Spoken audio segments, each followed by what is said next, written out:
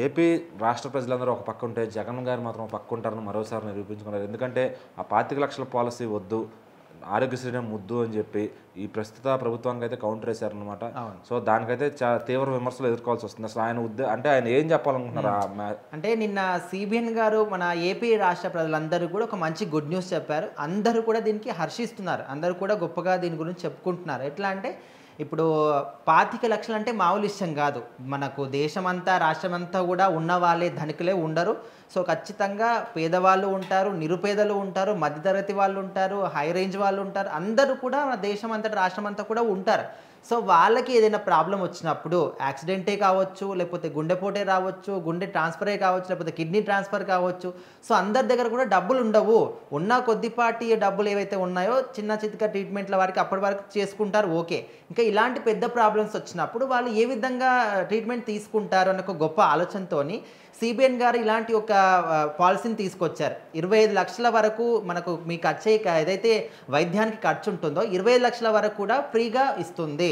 So, అది కూడా ఎన్టీఆర్ వైద్య సేవ ట్రస్ట్ ద్వారా చెల్లించబడుతుందని చెప్పేసి నిన్న అందరు కూడా దానికి ఆమోదం తెలిపారు.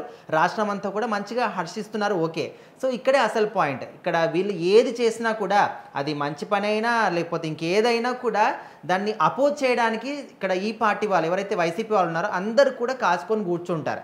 సో, ఇక్కడ సిబిఎన్ గారు చెప్పారు కాబట్టి మాజీ సీఎం గారు రంగంలోకి దిగారనమాట. జగన్మోహన్ రెడ్డి గారు రంగంలోకి దిగి ఈ 25,00,000 పాలసీ ఏమొద్దు, నేను తీసుకొచ్చినటువంటి ఆరోగ్యశ్రీనే మొద్దు, అదే ఉంచాలి. అండ్ అసలు ఇప్పుడు ఈ 10,00,000 పాలసీ అంటున్నారు, వాళ్ళకి ఏ లాభం లేకుండా ఏ కంపెనీ కూడా ముందుకు రాదు, ఏ పాలసీ కూడా ముందుకు రాదు. ఖచ్చితంగా ఇందులో ఏదో ఒకటి మతలబ్ ఉండే ఉంటుంది. ఆరోగ్యశ్రీనే బాగుంటుంది, దాన్నే తీసుకురావాలి, అదే ముందు ఉండాలని చెప్పేసి ఈయన మాట్లాడుతున్నారు. సో, దాంతోపాటు ఇంకా కొన్ని మెడికల్ కాలేజీల గురించి కావచ్చు, మధ్యలో అండ్ వాళ్ళ గురించి స్టూడెంట్స్ గురించి కావచ్చు, అంటే ఇక్కడ ప్రెస్ మీట్లో ఆయన మళ్ళీ దీని గురించి అపోజ్ చేస్తూ మాట్లాడడం జరిగింది.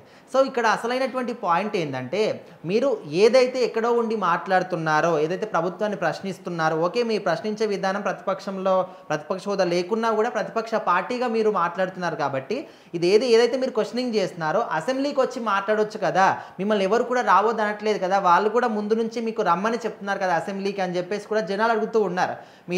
మీకు ఎక్కడున్నా కూడా ప్రతిపక్ష హోదాతో నాకు సంబంధం లేదు, ప్రజల పక్షాన్ని నేను మాట్లాడతాను మీరు చెప్పినప్పుడు ఇదే క్వశ్చనింగ్ అసెంబ్లీలో చేయొచ్చు కదా, అక్కడ కూడా నాకు ప్రతిపక్ష హోదా అవసరం లేదు, జస్ట్ నేను క్వశ్చన్ చేస్తాను అక్కడికి వచ్చి చేయొచ్చు కదా అని చెప్పేసి కూడా పార్టీ వాళ్ళు కావచ్చు, జనాలు కూడా చెప్తూ ఉన్నారు. అంటే బయట ఎక్కడ పడితే అక్కడ ప్రెస్ మీట్లు పెట్టి ఈ విధంగా ప్రతిపక్ష హోదాలు ఉన్నట్టు మీరు క్వశ్చన్ చేయడం కరెక్టే, ఓకే. బట్ అసెంబ్లీ కూడా రండి అని చెప్పేసి ఇప్పటి కూడా చాలామంది మాట్లాడుతున్నారు. ఎందుకంటే అసెంబ్లీకి వస్తే మీ మీద ఇంకా గౌరవం పెరుగుతుంది. మీకు 11 సీట్లు ఉన్నాయి అంటే 21 సీట్లు ఉంటేనే ఖచ్చితంగా ప్రతిపక్ష హోదా ఉంటుంది. సో, అయినప్పటికీ కూడా ప్రతిపక్ష హోదా లేకున్నా కూడా అసెంబ్లీకి వచ్చి క్వశ్చన్ చేస్తున్నారా మాజీ సీఎం జగన్మోహన్ రెడ్డి అని చెప్పేసి ఇంకా మీ మీద గౌరవం పెరుగుతుంది. కానీ బయట ఉండి ఈ విధంగా వాళ్ళు పనులు చేయకపోయినా చేయలేదని చెప్పేసి అట్లా మాట్లాడతారు. చేసినా కూడా అందులో లేని తప్పులు కూడా వెతికి మళ్ళీ దాన్ని ఏదో బయటికి ప్రపంచానికి నెగిటివ్ చేసే ప్రయత్నం, బురద చల్లే ప్రయత్నం చేస్తూ ఉంటారు. అంటే ఎందుకు ఇట్లా? ఇప్పుడు ప్రజల కోసం మీరు ఫైట్ చేస్తున్నారు, ఓకే, ఇది ప్రజలకు మంచిదే కదా. 25,00,000 వరకు ఫ్రీగా వైద్యం అంటే ఖచ్చితంగా ఇంకెక్కడ దొరుకుతుంది? సో, ఆ విధంగా ఆలోచిస్తే ప్రజల పక్షాన ఉండే ఏ వ్యక్తి అయినా కూడా ఈ మంచి పాలసీని కూడా అపోజ్ చెయ్యరు. సో, మరి జగన్మోహన్ రెడ్డి గారు ఏదో తాను నిరూపించుకోవడానికి ఏదో ఈ విధంగా మాట్లాడుతున్నారు తప్ప ఖచ్చితంగా ఈ పాలసీ అనేది అందరికీ కూడా ఉపయోగపడుతుందని చెప్పేసి రాష్ట్ర ప్రజలు అయితే హర్షం వ్యక్తం చేస్తున్నారు.